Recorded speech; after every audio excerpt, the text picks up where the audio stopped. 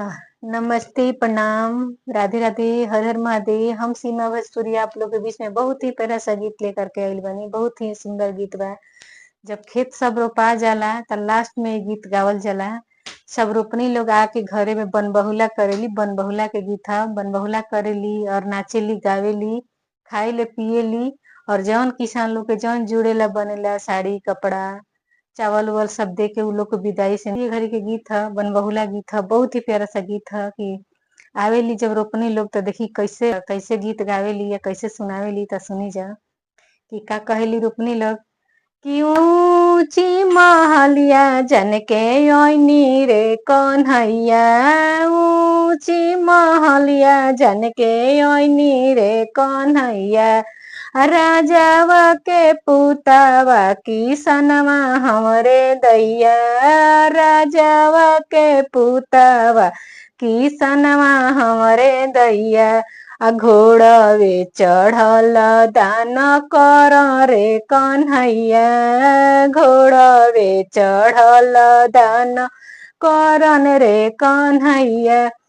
कंगाल के धियावा उनकर कनिया है रे दैया। कंगाल के धियावा उनकर कनिया है रे दैया। दिहल दान भीतर वाली रे दैया। दिहल दान भीतर वाली रे दैया। कंगाल के धियावा उनकर कनिया है रे दैया। कोठी लाके आन धई बैठली रे दैया। कोठी लाके आन धई बैठली रे दैया। पेन लेली अटुली बटुली आभरण रे दैया। पेन लेली सिरवा सिंदूर मोहे रे कन्हैया। पेन लेली सिरवा सिंदूर मोहे रे कन्हैया। पेन लेली सिरवा सिंदूर मोहे रे कन्हैया। ऊंची महलिया जन के ओइनी रे कन्हैया। ऊंची महलिया जन के ओइनी रे कन्हैया। राजावा के पुतावा किसनवा हमरे दैया। राजावा के पुतावा किसनवा हमरे दैया। हाथिए चढ़ल दान करन रे कन्हैया।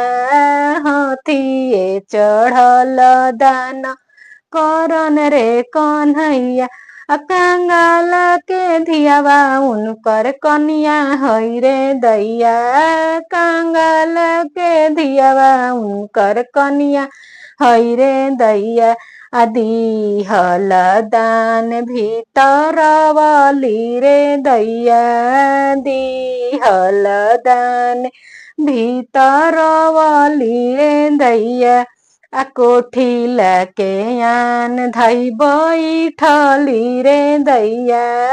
कोठी लाके आन धई बैठली रे दैया। पेन लेली अटुली बटुली आभरण रे दैया। पेन लेली सिरवा सिंदूर मोहे रे कन्हैया। पेन लेली सिरवा सिंदूर मोहे रे कन्हैया। ऊंची महलिया जन के ओइनी रे कन्हैया। राजावा के पुतावा किसनवा हमरे दैया।